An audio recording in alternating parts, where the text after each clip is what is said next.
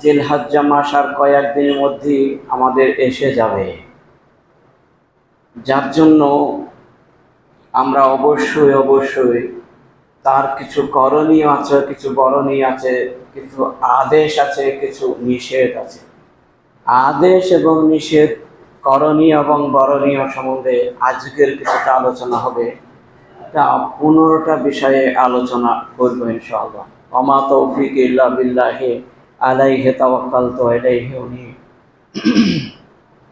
জিলহজ্জা মাসের করণীয় সম্বন্ধে মহান আল্লাহ রাব্বুল আলামিন কোরআন কারিমে, কোরআন মাজিদে বিভিন্ন জায়গায় তিনি কসম খেয়েছেন, শপথ করেছেন নিজে নিজে।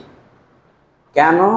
সেটার বেশি গুরুত্ব দেওয়ার জন্য, সেই কথাটার বেশি প্রাধান্য দেওয়া হবে তার জন্য, মানুষের বেশি বেশি করে আমল করবে তার জন্য বেশি গুরুত্ব দেওয়ার বলা হয়েছে। মহানবী বিভিন্ন জায়গায় বিভিন্ন সূরাতে শপথ করে বলেছেন।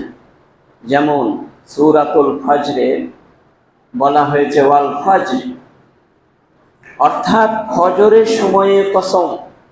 এই সময়টা কিন্তু প্রচন্ড গুরুত্বপূর্ণ। আল্লাহ রাব্বুল আলামিন নিজেই কসম করে বলছেন, শপথ করে বলছেন। আল্লাহ নিজের কসম করে বলেন ফজরের সময়টা এতই গুরুত্বপূর্ণ, এত বরকতময় সময়। এটা কি বলবো, পৃথিবীতে 24 ঘন্টার মাঝে এইরকম গুরুত্বপূর্ণ সময়, এইরকম বরকতময় সময় আর নাই। সারা 365 দিনের মধ্যেও এই সময়ের চেয়ে গুরুত্বপূর্ণ নেই। তাই ফজরের কসম করে আল্লাহ বললেন। কোন জায়গায় আসফার, অর্থাৎ সকাল ভোরের প্রাতকালের কসম করে বললেন যে ভোরটা হচ্ছে খুবই মারাত্মক সময়, খুব মূল্যবান সময়। এই সময় যেন মানুষ জেনে ঘুমায় না, এই মানুষ ফজরের নামাজ পড়ে যেন খবরদার শয় না, ঘুমিয়ে থাকে না। এই সময়তে যত রুজি রোজগার, যত ইনকাম, যত উন্নত, যত জাতিকে আমি উন্নত সে করে পৌঁছে দিতে সকাল ভোরে যে কাজটা করা হয়, সে কাজটার আল্লাহর তরফ থেকে বরকত নাজিল হয়। 2 জন ফেরেশতা এসে বলে আল্লাহুম্মা আতিকান মুমসিকান খালাফা, আল্লাহ এই সকাল ভোরটায় যে ব্যক্তি তোমার আরাধনা অর্চনা ইবাদত বন্দেগী এবং দান খায়রাত করলো, তার বাড়িতে বরকতময় করে দাও, তার বাড়িতে বরকত বেশি বেশি করে অর্পণ করে দাও। সহিহ মুসলিমের হাদিস। তাহলে বোঝা গেল সকাল ভোরে ভোরে কারা শয়। আমরা একটা সমীক্ষা করে সারা পৃথিবীর ওয়ার্ল্ডের মানুষকে দেখেছি, ইহুদিরা জীবনে শয় না, তারা কিন্তু আজ পৃথিবীর মধ্যে সেরা। তারপর 2 নম্বর খ্রিস্টানরা সকালে শয় না, তারাও সেরা।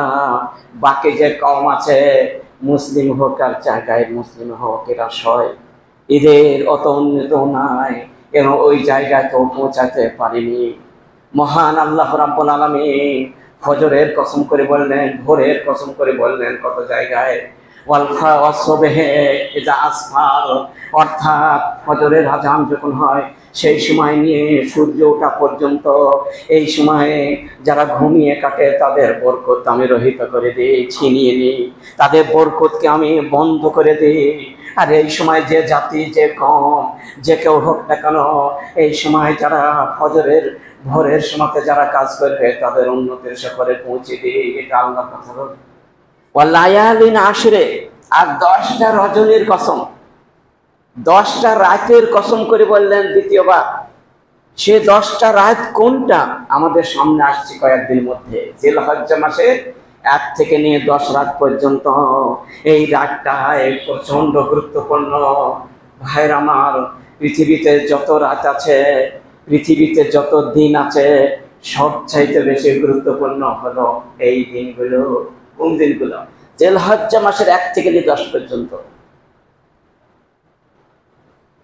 365 দিনের মধ্যে যে বছরে হয়, তার মধ্যে সবথেকে যেটা সেরা দিন, সব থেকে যেটা বেশি নেকি কামাবার সময়, সব থেকে যেটা বেশি আল্লাহ কথা শুনে কবুল করেন, সেটা কোনটা? সেটা হলো জিলহজ্জা মাসের 1 থেকে 10 পর্যন্ত। কোন মুহাদ্দিস বলেন যে লাইলাতুল কাদরের অর্থাৎ রমজান মাসের শেষ 10 দিনটাই সব থেকে বেশি গুরুত্ব। তবে কোরআন এবং সহিহ হাদিস ছানবিন করে দেখা গেছে বা দেখা যাচ্ছে যে এই সময়তে কয়েকটা ইবাদত আছে। যেমন জিলহজ্জা মাসের 1 থেকে 9 পর্যন্ত রোজা আছে, এক। আরফার দিন আছে, হজ হয়। 365 দিনের মধ্যে একদিন হজ হয়। সেটা কবে? সেটা আরফার দিন, একটাই দিন, যে দিনটায় একটা রোজা রাখলে 2 বছর গুনাহ মাফ, যা পৃথিবীতে পাওয়া যায় না 165 দিনের মধ্যে। সেটা হচ্ছে এই 10 দিনের মধ্যে। 2, 3 নম্বর কোরবানি আছে। কোরবানি যা বছরের মধ্যে একবারই হয়, সেটাও 10 তারিখে, সেটাও 10 তারিখে। 3টি হলো। আর 4 নম্বর আইয়ামে তাশরিক, মানে কোরবানির পরপর 3টে দিন, 11, 12, 13। এই দিনগুলো খুবই মারাত্মক দিন এগুলাই। হজ এই সময়তে, হজের সমাধান সব হয়ে যায়, আর এই সময়তে প্রচন্ড ইবাদত বন্দি করতে হয়। নম্বর 4, হজ হয়ে যায় রে এই মাসে, সমাধান হয়ে কাপড় মেরে তাওয়াফে ইফাজা করে মানুষ ফিরে আর নিষ্পাপ করে দেয় আল্লাহ তাআলা। কখন নিষ্পাপ করেন? যেদিন আরফার দিন যায়, আসর থেকে নিয়ে মাগরিবের মধ্যে, এই সময়তে তাকে নিষ্পাপ করতে হয়, এই 2 ঘন্টার মধ্যে, যেটা 365 দিনের মধ্যে নাই গো। তাহলে 4খানা জিনিস এক জায়গায় হয়েছে এখানে। আর লাইলাতুল কদরে কটা হয়েছে? আর একটা 5খানা, সেটা হলো কোরবানি দেওয়ার পর গোশতকে বিলি বন্টন করে দান করে দেওয়া, সাদাকা করে দেওয়া, নিজে খাওয়া এবং গরিব দুঃখীকে, পাড়া প্রতিবেশী যাদের হয় নাই তাদেরকে জান ভরে আনন্দ চিত্তে দিয়ে আসা। তাহলে 5টা ইবাদত হলো এই 10 দিনের মধ্যে। দেখো 5টা ইবাদত এই 10 দিনের মধ্যে রয়েছে। আর রমজান মাসের শেষ 10 দিন লাইলাতুল কদরাতে খায়রুম মিনাদ দুনিয়া ওয়া মা ফিহা, অর্থাৎ 84 বছর 4 মাস ইবাদত বন্দেগী করলে যতটা নেকি হয়, তার চেয়েও বেশি নেকি ওই শবে কদর রজনী একটা। নম্বর 2, রমজানের সিয়াম পালন করা হয়, ফরজ সিয়াম। নম্বর 3, সাদকা দেওয়া হয়, দান করা হয়, ফিতরা আদায় করতে দেওয়া হয়। 3টি কাজ আছে রমজান মাসে, 3টি ইবাদত আছে। আর এই মাসে করা হলো 5টা ইবাদত হলো, তাহলে বেশি হয়েছে দুটো। তার মানে কোনো মুফাসসিরগণ, কোনো মুহাদ্দিসগণ বলেছেন যে দিনের দিক দিয়ে এই জিলহজ্জা মাসের 1 থেকে 10 দিন পর্যন্ত এটা এর সেরা দিন আর পৃথিবীতে নাই, তো বিরল। শবে কদর রজনীতেও নাই, দিনেও নাই তাতে। আর রাতের দিক দিয়ে 365 দিনের মধ্যে, 1 বছরের মধ্যে সব থেকে রাতের মধ্যে গুরুত্বপূর্ণ রাত যদি ধরা যায়, একটাই রজনী, সেটা হলো লাইলাতুল কদর। যেদিন হবে, 5টা রজনীর মধ্যে যেদিন হবে সেই দিনটা। আর সারা বছরের মধ্যে একটাই দিন আছে, যে দিনটাই আল্লাহ রাব্বুল আলামিন মাটিতে নেমে আসে, সেটা হলো আরফার ময়দান। দেখুন কতটা ভাগ্যবান, ভাগ্যবতী এই মাসে যারা এই দিনগুলাকে হেলাই ভোলাই কাটিয়ে না দিয়ে ঘুর মানান করে শোনার পরে ইবাদত বন্দেগী মশগুল হয়ে যেতে হবে। এবার শুরু করছি আমি। নম্বর 1, ওয়াজকুরুল্লাহ ফি আইয়ামিন মাদুদাতিন। মহান আল্লাহ রাব্বুল আলামিন সূরা বাকারায় 203 নম্বর আয়াতে উল্লেখ করে বলেন, ওয়াজকুরুল্লাহ, খুব বেশি বেশি করে জিকির আজকার করে নিজের জিহ্বাকে সবসময় ভিজিয়ে রাখো। কোন দিন? এই জিলহজ্জা মাসের 1 থেকে 10 দিন। কোনো সময় যেন শুকনো না হয়, কোনো সময় যেন জিভ শুকিয়ে না যায় আল্লাহর গুণগানে, আল্লাহর স্মরণে সব সময় তোমরা নিজের জিহ্বাকে ভিজিয়ে রাখো। কে বলছে? মহান আল্লাহ তাআলা বলছেন, ওয়াজকুরুল্লাহ ফি আইয়ামিন মাদুদাতিন।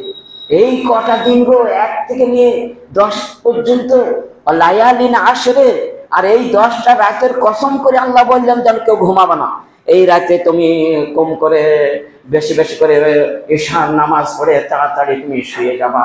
শোয়ার পরে 8টা সাড়ে 8টার মধ্যে ওই 10টা রাত তোমরা শুয়ে পড়বা। শোয়ার পরে যখনই 2:30 বেজে যাবে অথবা 3টে বেজে যাবে, সে সময় যারা তাহাজ্জুদ পড়ে না তাদের কাছে অনুরোধ, তারাও যেন জেগে যায় এবং জেগে গিয়ে আল্লাহর হস্তে দুই কাজ সালাতুল হাজা পড়ার পরে আল্লাহর কাছে তন্ময় হয়ে কান্নাকাটি করে বুক ভাষা নিয়ে যে দোয়াটা করা হবে সেই দোয়াটাই আল্লাহ কবুল করে নেবে।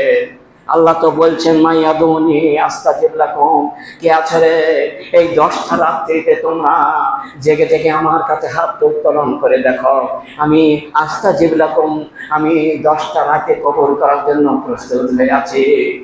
দেখুন তাহলে বোঝা গেল, একটা কোরআনে আয়াত থেকে বললাম, দ্বিতীয় একটা সূরা হজের 28 নম্বর আয়াতটা বলছে ইয়াজকুরুল ইসমাল্লাহি বিআইয়ামিন মাদুদাতিন। আল্লাহ রাব্বুল আলামিন সূরা হজের 28 নম্বর আয়াতে উল্লেখ করলেন ইয়াজকুরু ইসমাল্লাহি, অর্থাৎ আল্লাহর নামটা বেশি বেশি করে নাম হইছে বিআইয়ামিন মাদুদাতিন, এই 10টা দিন মাত্র। তাহলে দুটো আয়াতে দেখুন কি হবে, আল্লাহ তাআলা বলছে আর যদি ঘুমিয়ে কাটিয়ে দিই না উঠে তাহলে গেল জীবন তো এইভাবেই চলছে। কতদিন ঘুমাইতে হবে কবরে গিয়ে, তখন আর কোনো বান্দা আপনাকে সাড়া দেবে না। যত গ্রেট ফ্রেন্ড হোক না কেন, যত বন্ধু হোক না কেন, যত ভালোবাসায় পৃথিবীতে থাক না কেন, একবারও টেলিফোন করবে না, একবারও মোবাইল তোমাকে ফোন লাগাবে না, আর ফোন লাগালেও সেটাও যাবে না, আসবে না। সেজন্য প্রাণের ভাইরা আমার, কবর গিয়ে ঘুমিয়ে যাবে, এমন ঘুমানো হবে লক্ষ লক্ষ দিন ওখানে, লক্ষ লক্ষ রাত কেটে যাবে, তাও তার ভোর হবে না। যেদিন মহান আল্লাহ তাআলা বলবেন তোল পাহাড় করে দেওয়া হবে, আসমান জমিনকে যখন ধ্বংস করে দেওয়া হবে সেদিন ছাড়া। সেজন্য ঘুমাবার সময় আছে, এখন ঘুমাবেন না। 40 বছর বয়স যাদের হয়ে গেছে, অনুরোধ রাখছে তাদের যেন 3 ঘন্টা থেকে 4 ঘন্টার বেশি না ঘুমায়, তারপর রাতে জেগে জেগে যেন আল্লাহর ইবাদত বন্দেগী মশগুল থাকে, এটা অনুরোধ। সাধারণ মানুষকে বলা হয়েছে জিলহজ্জার 1ম তারিখ থেকে তাকবীর শুরু হবে।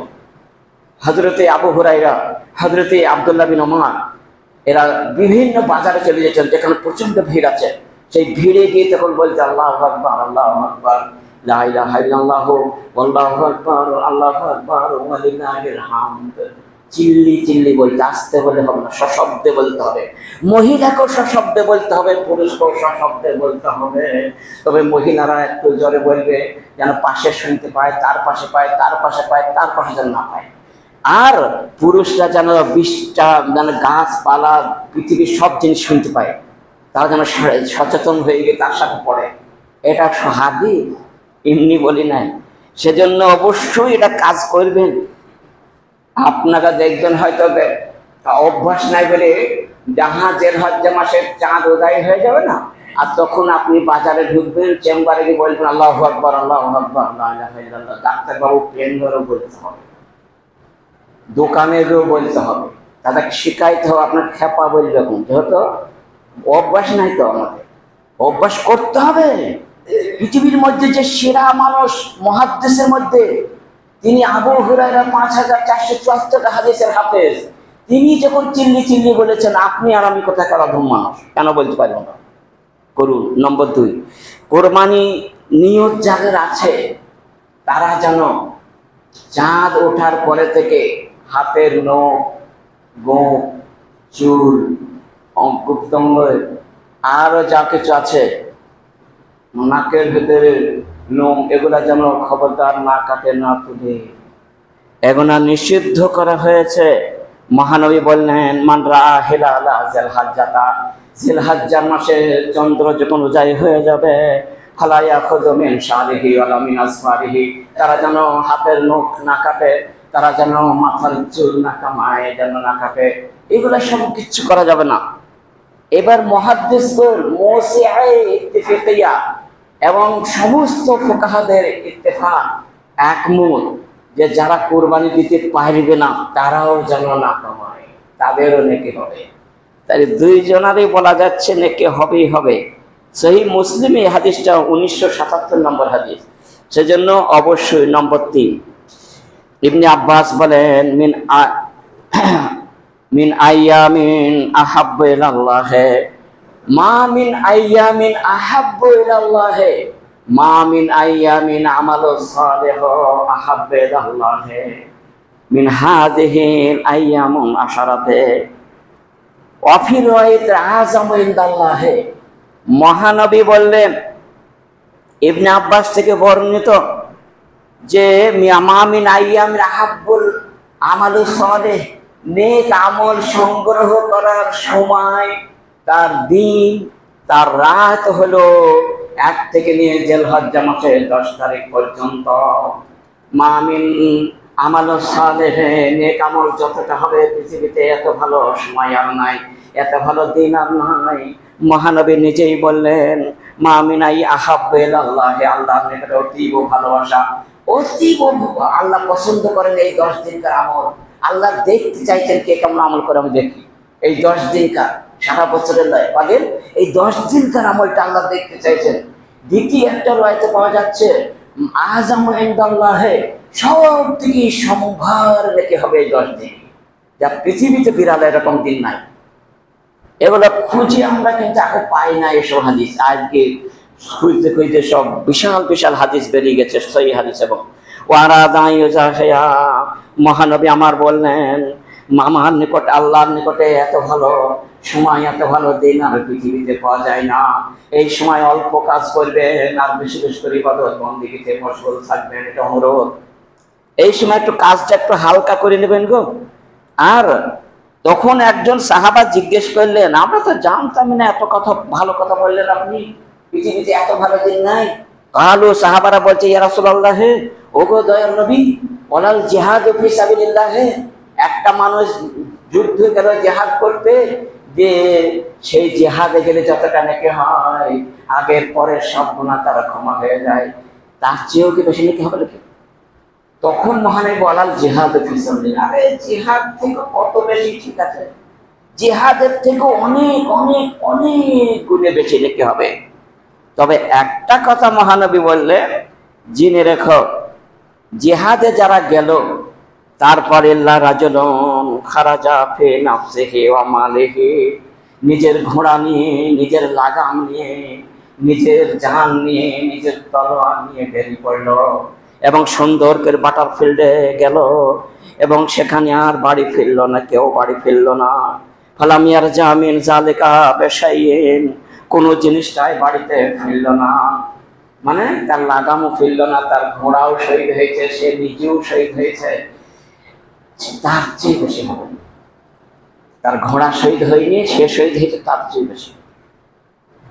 দেখুন কতটা। সহিহ বুখারীর 969 নম্বর হাদিস, আর 11টা হাদিসে বর্ণনা করা হয়েছে। সেই হাদিসে কত আছে? 11টা হাদিসে এটা বর্ণনা করা হয়েছে, 4টি কথা নয়। তাহলে কতটা দেখুন এই দিন কটায় খুব মনে করে শুনতে হবে এবং আমল করতে হবে।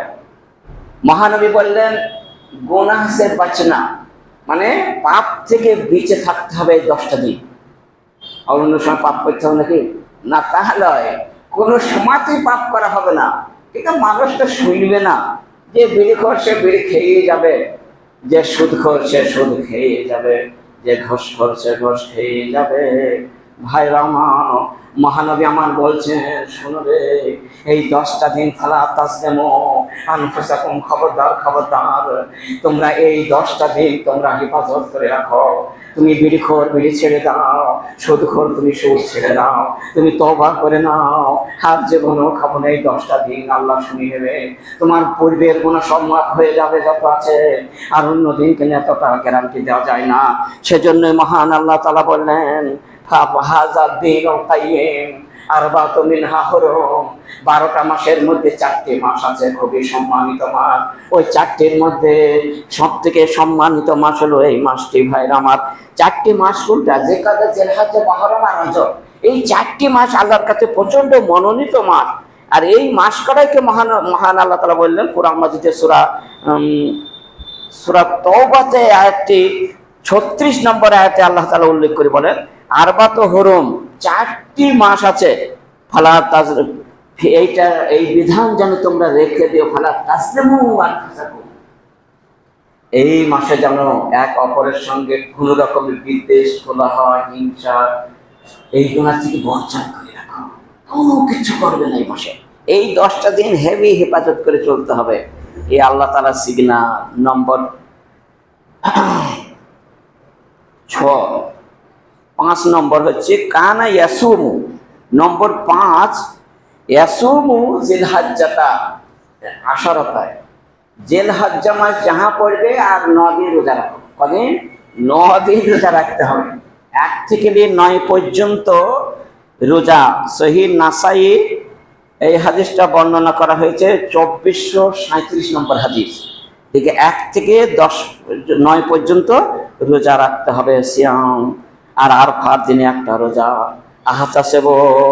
আহতাসেবু আলাল্লাহি আইয়ুকাফিরা সানাতাল্লাতী কাবলাহু ওয়া সানাতাল্লাতী বাদাহু।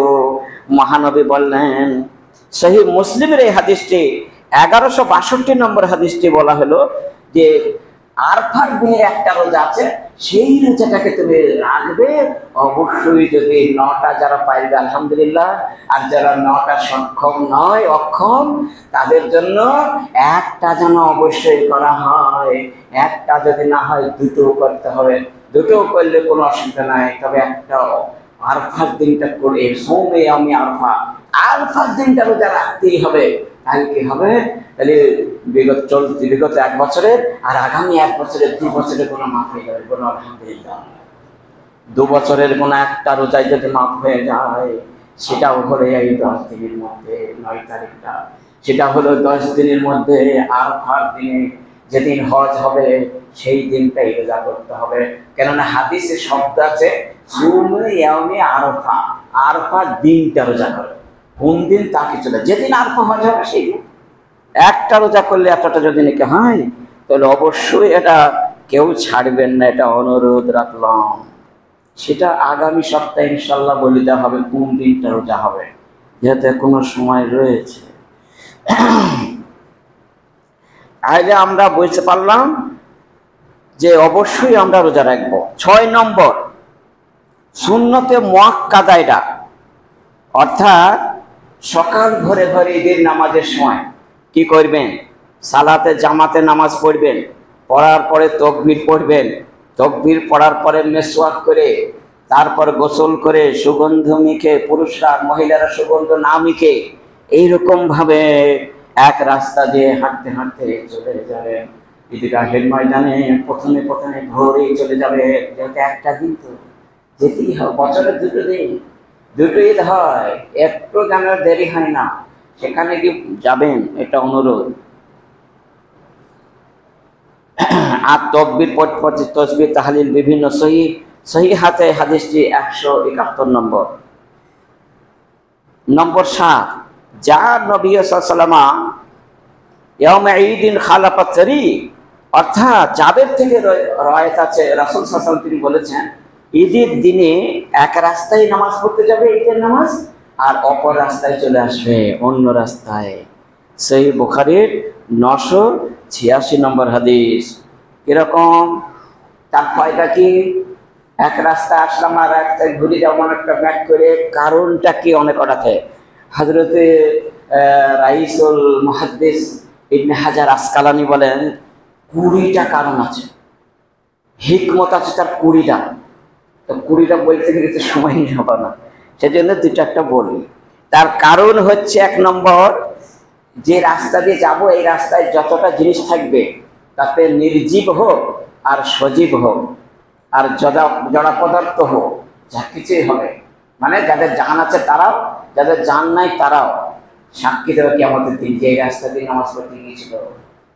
আর একটা রাস্তা যদি ঘুরে আসে তো সে আলাদা গাছ হবে, সে আলাদা রাস্তা হবে, সে আলাদা মানুষের সাথে দেখা হবে, সে আলাদা জিনিসের সাথে দেখা হবে, আলাদা জীবজন্তু গরু ছাগল ভেড়া মহিষের দেখা হবে। তাহলে আরো বেশি হয়ে গেল, যত ঘুরে আসবে তত বেশি নাকি, ততটা সাক্ষী বেশি পাবে। যার জন্য মহানবী এটা বললেন ঘুরে এসো। তারপর আবারও বললেন মাছের অর্থাৎ পানির ভিতরে যে মাছ থাকে তারাও পর্যন্ত দোয়া করবে। এবং এই হবে যদি আমরা নির্জীব, যারা কাঠ, যেমন কাঠ আছে, মাটি আছে, এরাও দোয়া করে, পাথর আছে এরাও দোয়া করবে। যে এই রাস্তা দিয়ে আমার হেঁটে গেছিল, কিয়ামতের দিন সাক্ষী দিয়ে ওকে জান্নাতে যেতে হবে, যার জন্য ওটাকে ঘুরে আসতে হয়। তাহলে কারণটা আমরা 2-3টে বুঝতে পারলাম যে মারাত্মক কারণ তো, 5 মিনিট না হয় দেরি হোক, কিন্তু বিশাল নাকি তো। বুরাইদা থেকে রাসূলুল্লাহ সাল্লাল্লাহু আলাইহি ওয়াসাল্লামের 8 নম্বর, লা ইয়াখরুজু ইল্লা ইয়াউমুল আযহা হাত্তা ইয়াতআমা, অর্থাৎ ঈদুল ফিতরের দিন খেয়ে দিয়ে নামাজ, তাই একটু দেরিতে, আর ঈদুল আযহা না খেয়ে নামাজ, তার জন্য একটু তাড়াতাড়ি, এবং কোরবানি দিতে হয় তার জন্য খুব তাড়াতাড়ি নামাজ যেতে হয়। মানে এটা মোটামুটি 101 ঘন্টা, আর ওটা মোটামুটি 100 ঘন্টায় নামাজ। সূর্য ওঠার পর থেকে নিয়ে 1 ঘন্টা 25 মিনিট হলেই নামাজের সময় হয়ে গেল, বা 1 ঘন্টা হলেই হয়ে যাবে, আর ওটা 2 ঘন্টা হলেই হয়ে যাবে। তাহলে বোঝা গেল আমরা এই নামাজটাকে আমরা সকাল সকাল যাব ইনশাআল্লাহ। এটা মহানবী বললেন, সহিহ তিরমিজি 542 নম্বর হাদিস।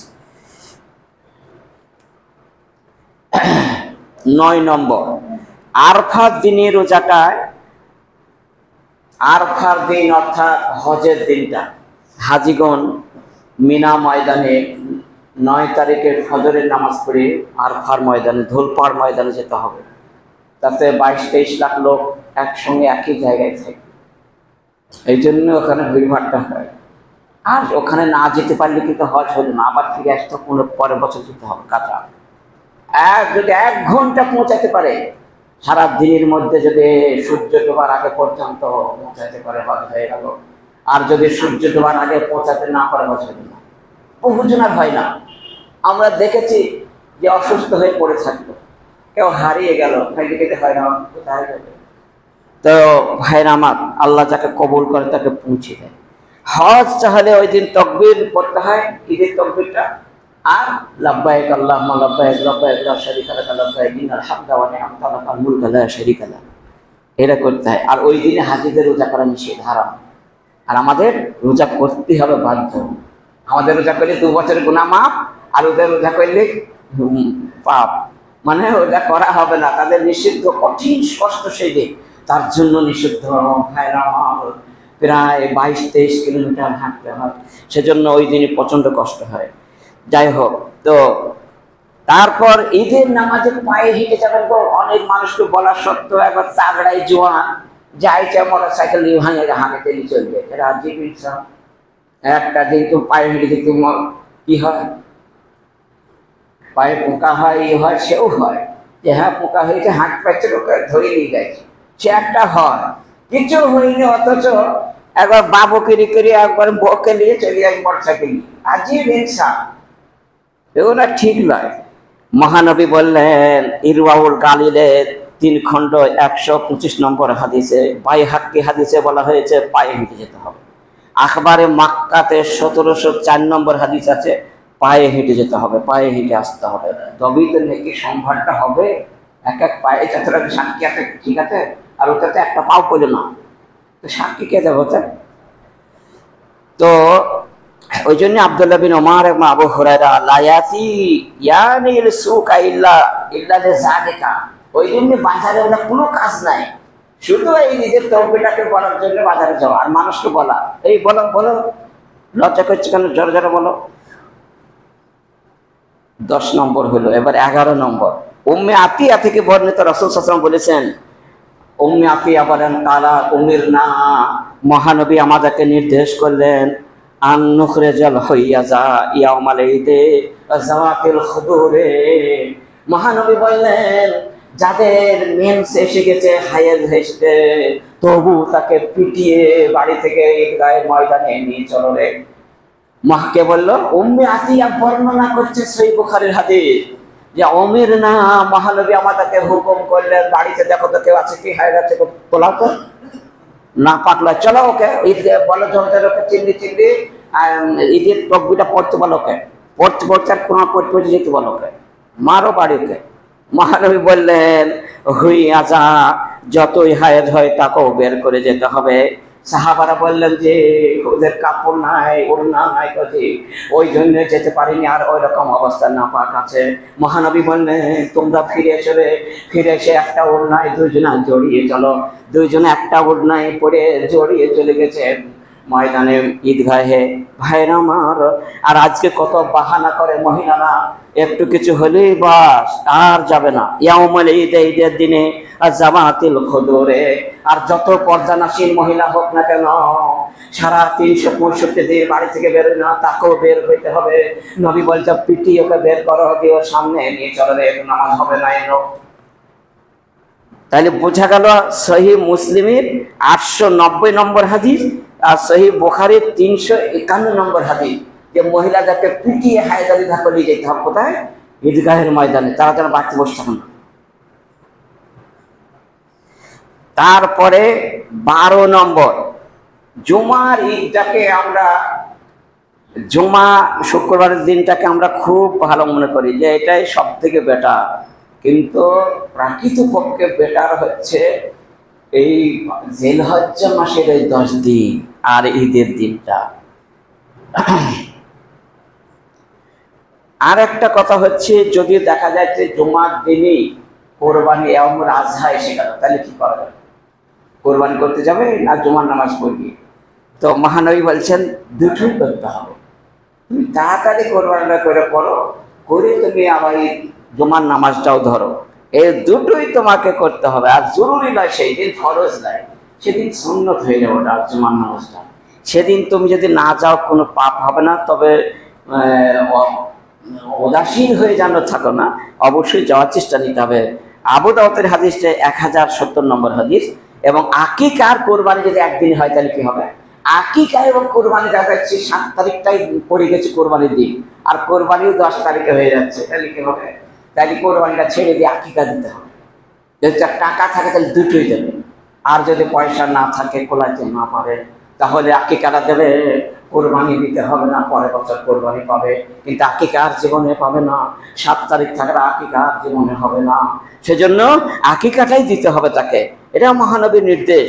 সেজন্য অবশ্যই এই নির্দেশ সহিহ তিরমিজির 132 নম্বর হাদিস, এবং আবু দাউদে 2837 নম্বর হাদিস, এবং ইবনে মাজায় 3165 নম্বর হাদিস। কেন এত রেফারেন্সে দিলাম? কারণটা হলো অনেকে কোরবানি দেয়, আকিকা দেয় না।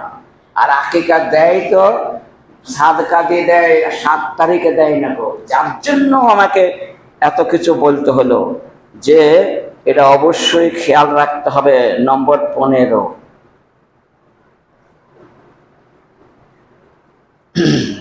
13 নম্বর আইয়ামে তাশরিক, মানে 11, 12, 13 এই 3টি দিন কি করতে হবে? আইয়ামু আকলিন ওয়া শুরবিন ওয়া যিকরিল্লাহ, আল্লাহর জিকির আজকার বেশি বেশি করে করা, আর আনন্দ করে খাওয়া দাওয়া করা, আর খাওয়ার পরে, খাওয়ার মাঝখানে প্রচুর দোয়া আছে বলা। কেন? বিসমিল্লাহ বলে শুরু করতে হবে, তারপর মাঝে মধ্যে দোয়া খাওয়া হবে, আর আলহামদুলিল্লাহ আলহামদুলিল্লাহ বলতে হবে, আর লাস্টে ফিনিশিং বলতে হবে আলহামদুলিল্লাহিল্লাযী আত'আমা ওয়া সাকা ওয়া সাওয়ারাহু ওয়া জাআলা লাহু মাখরাজা। মনে থাকবে তো? মুখস্থ হবে তো এটা? প্রত্যেককে দোয়াকে মুখস্থ করতে হবে না। এটা পানি পান করার সময়তেও বলতে হবে লাস্টে, আর শক্ত খাবার খেতে গেলেও বলতে হয়, এক ঢালায় 2টি পাতি মারা হবে। সেজন্য এটা মুখস্থ করে রাখুন, আজই করে নিন। মানে আজকা কাম কাল পার নাডা, আজকের কাল কাজের জন্য রেখে দিও না, পস্তানি হবে, খুব সাবধান। তাহলে আইয়ামে তাশরিকের এই কাজটা আমাদের করতে হবে। মনে থাকে জানা, মুসনাদে আহমদের 17421 নম্বর হাদিস, এবং সহিহ ইবনে হিব্বানের 3603 নম্বর হাদিস। 14 নম্বর, ফাকুলু মিনহা, মহান আল্লাহ তাআলা বললেন সূরা হজের 36 নম্বর আয়াতে, কুলু মিনহা, ওই মাংস যখন তোমরা জবাই করবে, জবাই করার পরে তোমরা নিজে খাও, ওয়াতে মুত্তাকানে আল মুতাররা, আর অভাবী ব্যক্তিকে দিয়ে দাও, আর যারা যাচাঙ্গা করে, যারা চায় তাদা করে দাও, যারা চায় না তাদা করে দিয়ে এসো। এটা কার কথা? মহান আল্লাহ তাআলার কথা। ফাকুলু মিনহা, তোমরা আগে নিজে নামাজ পড়ে এসে তাড়াহুড়ি করে কোরবানি করো, করি তোমরা যারা কোরবানি হয়ে গেল, দিয়ে একটুখানি ভালো মাংস আর একটু কলজে নিয়ে বাড়িতে পাঠিয়ে দাও, পাঠিয়ে দিয়ে তারা রান্না করো, এদের কাটাকুটি সব শেষ হয়ে যাবে, ভাগ ভাগ হয়ে যাবে, তারপরে তোমরা ওইটা খাওয়া প্রথমেই, তার আগে কিছু খেয়ে। এটা না মহানবীর সুন্নত, খেলি কিন্তু পাপ নাই, কিন্তু এই সুন্নতটা মক্কাদা নয়, সুন্নতের গায়ের মক্কাদা, তবে এটা তো শুনতে হবে। তো কুলু, তাই আল্লাহ তাআলা বলছেন তোমরা নিজে খাও, কুরবানি করি, তারপর সেই গোশত তোমরা কি করবা, নিজে আগে খাও, তারপর কি করবা, ওয়াতামুল কানিয়া, যারা চাইতে আসে তাদেরকে দাও, ওয়াল মুতারা, যারা চাইতে আসতে পারে না, লজ্জায় আসে না, তাদেরকে বাড়িতে সুন্দরভাবে বুঝিয়ে দিয়ে এসো। এটা কার? মহান আল্লাহ তাআলার কথা। নম্বর 15 এবং শেষ নম্বর, আলা কুল্লি আহলে বাইতিন ফি কুল্লি আমিন উযহিয়াতান। মহানবী সাল্লাল্লাহু আলাইহি ওয়াসাল্লাম বললেন, প্রত্যেক বছর প্রত্যেকটা মানুষের একটা করে পশু কোরবানি দেওয়া অপরিহার্য। আবু দাউদে হাদিসটি 2788 নম্বর, যে দিতে হবে তাকে প্রতি বছরে, আর যার সমর্থন নাই সে দেবে না, এতে কোনো পাপ নেই। আর সমর্থন থাকবে যাদের, বাইরে যাদের, তাদেরকে দিতে হবে। আর না হলে ফালা ইয়াক্তার বান্না মুসাল্লানা, তারা যেন ঈদগাহে না যায়। মেয়েরা বড় লোক ভালো আছে, কিন্তু দেখছি কোরবানির দিকে 3টি ভাগ করলে 2টো ভাগ তো পেলেই গেল, একটা ভাগ থেকে গেল। 9 কেজি হয়, 3 কেজি থাকলে 6 কেজি ফেলনো হয়ে গেল, 2 দিন পর তো শেষ হয়ে যাবে। ও দরকার নাই, আমি কোরবানি দেবো না, না দিয়ে সবাই দিল, দিয়ে দেখছি 10 কেজি হয়ে গেছে, নে এবার 10 দিন খাও। এরকম কিছু কিছু লোক একটু চালাকি করে, এই চালাকি করলে হবে না, বরং এই চালাকি আল্লাহ তাআলা ধরে ফেল দেবে। সেজন্য হযরত আয়েশার মতো চালাকি করতে হবে। আয়েশা কিরকম চালাকি করেছিল? হযরত আয়েশা চালাকি করেছিল, একদিন বাপকে আর মাকে, উম্মে রওমান আর আবু বকরকে জিয়াবত দিয়েছিল, যে একটা ছোট্ট বাচ্চা জবাই করে ছাগলে আপনার জিয়াবত থাকবে। ঠিক আছে, দিয়ে বাপ এখন খুব খুশি হয়ে আনন্দ হয়ে আসছে, জান ভরে খাবো, আমি খুব বেটির বাড়িতে খুব সুন্দর করে খাবো, ব্যবসায় বাড়িতে, এই নিয়তে পেট ভরে খাবো, জীবনে এরকম হই নাই। এইরকম আশা বিধে মনের বুক ভাষা আশালে মেয়ের বাড়িতে চলে গেল, আর সেটা আয়েশা জবাই করে সবকিছু দিয়ে মাত্র 2 পিস দিয়েছে, 2 পিস আর 3 পিস, বাস শেষ, খেয়ে নিলে হয়ে গেল, আলহামদুলিল্লাহ। অনেকক্ষণ পর, যখন একদিন পর জিজ্ঞেস করছে, আয়েশা আমি আজকে মনে ভেবেলাম পূর্ণ 1 বাটি মাংস দেবা, ওইটা খাওয়া ভেবেছিলাম, তুমি তো কি করলে কি জানি, একটা গোটা ছাগল জবাই করেছে, বাচ্চা হোক, আর আমি তো কেউ নাই, 2-3 জন তো ব্যাপার। হ্যাঁ আমার আছে, সেটা সব আছে, আমার সব আছে, আমাকে দিবা নাকি? না আমার আছে সেটা, তাই বলছি, আপনি বুঝতে পারছেন না কি আছে। তার মানে সব বিলিয়ে দিয়েছে, সেটা আমার পরকালে পাওয়া যাবে, আমি পাবো বলি ওইটা আছে আমার আমল নামে সেটা জমা আছে। আর যেটা খেয়ে ফেললাম এটাই তো চলে গেল, এটা তো পাবো না, পায়খানা হয়ে চলে গেল। আবু বকর বুঝতে পারলেন বেটি সাংঘাতিক জায়গায় আছে, আমাকেও ঘাটে চলে গেছে। ভাইরা আমার, এইরকম সতী সাধী, এইরকম সরলা অবলা আবেদা হাফেজা, এইরকম ভদ্র মহিলা হতে হবে, এইরকম পরেশগার মহিলা হতে হবে। আল্লাহ রাব্বুল আলামিন এইরকম পরেশগার মহিলা থেকে বিনা হিসাবে জান্নাত দিয়ে দেবেন। সেজন্য অনুরোধ রইল, এই মাংস, অনেক রকম মহিলা আছে, অনেক রকম পৃথিবীতে পুরুষ আছে, যারা পুরুষ কৃপণ হয়, মহিলা কিন্তু উদার হয়, আর অনেক মহিলা উদার হয়, পুরুষ কিন্তু একবারে চেমটি ধরে থাকে। এইরকম আবার 2 জনাই উদার হয়, এরকমও হয় যে ফেরাল হয়ে যায়, আবার 2 জনাই এরকম হয়, খুব মানান সুন্দরভাবে যে হবে অবস্থা, সেরকম ব্যবস্থা করতে হয়। আর এটাই ভালো, খাইরুল উমুরি আওসাতুহা, মিডিয়াম চালাতে সবচেয়ে উত্তম। এই বলি আজকে খুতবাটা সংক্ষিপ্ত আলোচনা শেষ করলাম। ওমা আলাইনা ইল্লাল বালাগ। আস্তাগফিরুল্লাহ লি ওয়া লাকুম ওয়া লিসাইরিল মুসলিমিন ইন্নাহু হুয়াল গফুরুর রহিম।